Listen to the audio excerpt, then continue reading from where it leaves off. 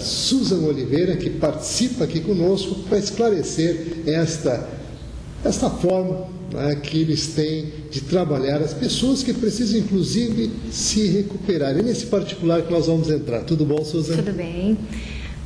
Então, a nutrição enteral nada mais é do que o alimento que ele é preparado para fins especiais, ou seja, aquele paciente que não consegue se alimentar pela via oral, seja ele porque a sua condição clínica o impede, por algum quadro realmente de disfagia, síndrome de intestino curto, muitas vezes ele precisa de um aporte, né? E a forma que nós vemos de estar nutrindo esse paciente é através da nutrição enteral, então por sonda. Tá? Então nós temos várias formas de administrar as dietas enterais. São dietas que podem ser industrializadas ou não. Tá? E aí o que acontece? São vias de acesso, sonda nasogástrica, orogástrica, existem sondas também que são feitas através de gastrostomia ou jejunostomia. Então são várias as vias de acesso que nós temos como alternativa para fazer a nutrição adequada do paciente. Muitas vezes o familiar desse paciente que está hospitalizado, devido à sua condição clínica, que entrou no hospital se alimentando pela via oral e de repente ele recebe a notícia que ele vai ter que, já dentro do hospital e após, quando retornar ao seu domicílio, fazer a sua alimentação por essa via, né, de acesso, quais eu citei anteriormente, o paciente e o seu familiar tomam, digamos que, um susto, eles ficam muito preocupados, meu Deus, e agora? Então, nada mais é a nutrição enteral do que uma alternativa de nutrir esse paciente de uma forma adequada. Hoje o nosso mercado, ele está realmente muito enriquecido de fórmulas enterais completas, sejam elas com nutrientes específicos ou de forma realmente mais completa. E o que acontece? O paciente, ele toma esse susto e de repente o que eu vou fazer, como é que vai ser? E ele não tem essa consciência que é realmente a solução. E o paciente, quando ele vai para casa, ele precisa então dessa alimentação específica que vai fazer com que ele tenha essa nutrição adequada e o tratamento vai acabar sendo mais efetivo. Por quê? Se o paciente sendo alimentado com uma dieta especializada, ele dificilmente vai ter as complicações de uma desnutrição. Então, o tratamento acaba sendo mais efetivo e acaba sendo também de custo menor, porque nada mais oneroso do que aquele paciente que vai para o seu domicílio com uma nutrição que não é adequada, de repente ele tem, por carência nutricional, que retornar à instituição hospitalar para procedimentos, para administração de medicações intravenosas, enfim, conforme a sua demanda naquele momento. Então, acaba sendo um tratamento mais efetivo, né? E o mercado hoje dispõe de dietas realmente muito completas, várias fórmulas no mercado. Muito bem. Então, Susan, gostaria de aproveitar e também abordar um outro aspecto que é muito importante, que é a questão de cuidados que se deve ter com esse tipo de alimentação, porque ele requer um cuidado muito mais especial, com certeza. Né? Então, nesse aspecto eu gostaria também de passar. Mas antes disso, eu quero deixar para você estar ligado com a gente, nosso telefone, nosso e-mail, surgindo alguma dúvida ou querendo, evidentemente, entrar em algum aspecto especial dentro do tema que nós estamos abordando hoje, que é a questão da nutrição enteral, você pode ligar para o telefone 30 23 47 25 ou então o nosso e-mail alodoutor@ig.com.br, como está aí no rodapé do vídeo. Então, Susan, eu gostaria que você então colocasse dessa forma, assim, o pessoal que está ligado lá e até entender um pouco melhor, né, com relação a esses cuidados. Certo.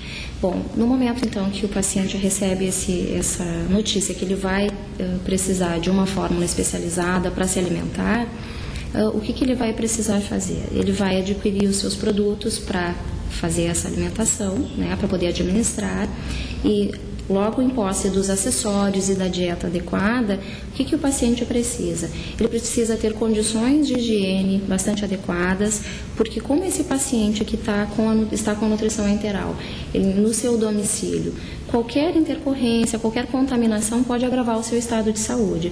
Então, sempre manter a área onde vai ser administrada o invase, na verdade, da dieta, tem que estar corretamente higienizado, utilizando álcool a 70%, né, nas bancadas, fazer a troca do equipo e do frasco a cada 24 horas, que são então os acessórios que se utilizam para a administração dessa dieta, né? Então, seguindo as normas básicas de higiene, mantendo a dieta em refrigeração, né, o que se faz? A gente vai administrar, por exemplo, 1 litro de dieta. Tá? Então, no momento que eu vou administrar, eu vou envasar um frasco de dieta, vou colocar a dieta para ser administrada e eu vou armazenar novamente ao refrigerador a embalagem da dieta, certo?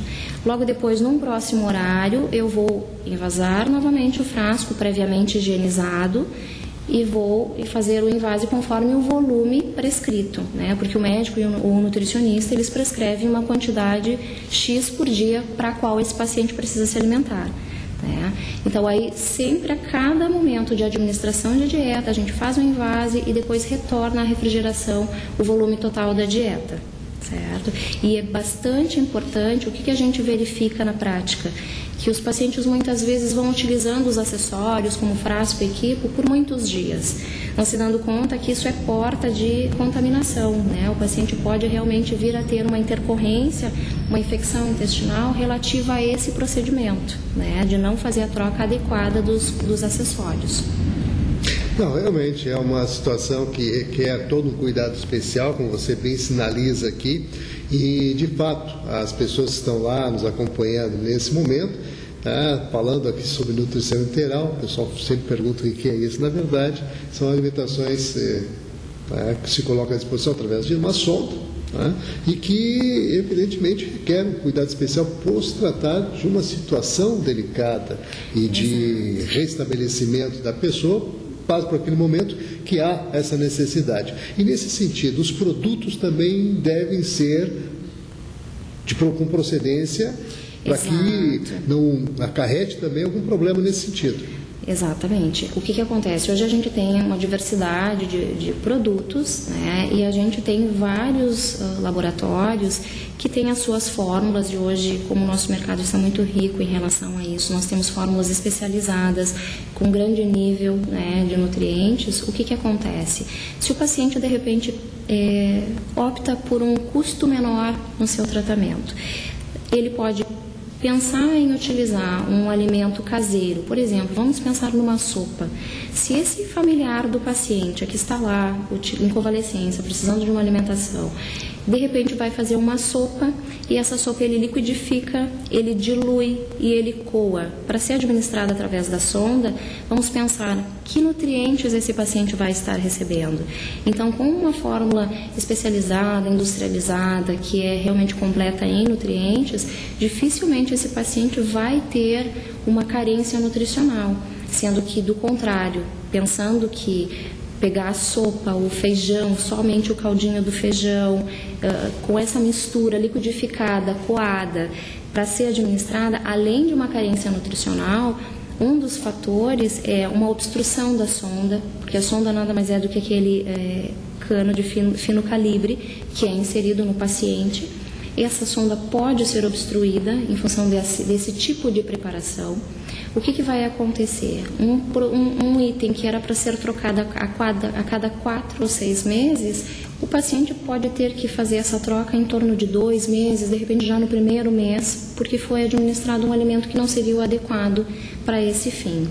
Então, a gente tem que ter esse cuidado em pensar na efetividade do tratamento, sempre respeitando a prescrição do profissional, do médico ou do nutricionista que acompanha esse paciente. É indispensável, assim, que trabalhe conjuntamente médico e nutricionista. Exato. Porque, na verdade, há uma necessidade premente nessa questão em função de estar administrando aquilo que a pessoa efetivamente está necessitando para aquele momento que está lá convalescendo ou se restabelecendo. Exato. E uma coisa que você frisa, a questão deste momento. Existem pacientes que eles mantêm as suas atividades normais com sonda, né? Então, o paciente pode ter uma sonda de gastrostomia por uma situação em que ele não pode se alimentar pela via oral, o que vai acontecer? Não significa que no momento que ele tenha que utilizar a sonda de gastrostomia ou de jejunostomia, ele vai ter que parar com as suas atividades num todo. Então, o que vai acontecer? Claro que tem que sempre respeitar a conduta médica, né, as suas recomendações, mas muitas vezes o paciente consegue administrar a sua alimentação de uma forma diferente, mas manter as suas atividades, e essa alimentação ela vai promover a qualidade de vida desse paciente. Então, é bastante importante que as pessoas não pensem que isso é o fim da caminhada. Não, é uma alternativa segura de nutrir o paciente e promover, né, uma qualidade de vida e que seu estado nutricional seja recuperado e bem mantido.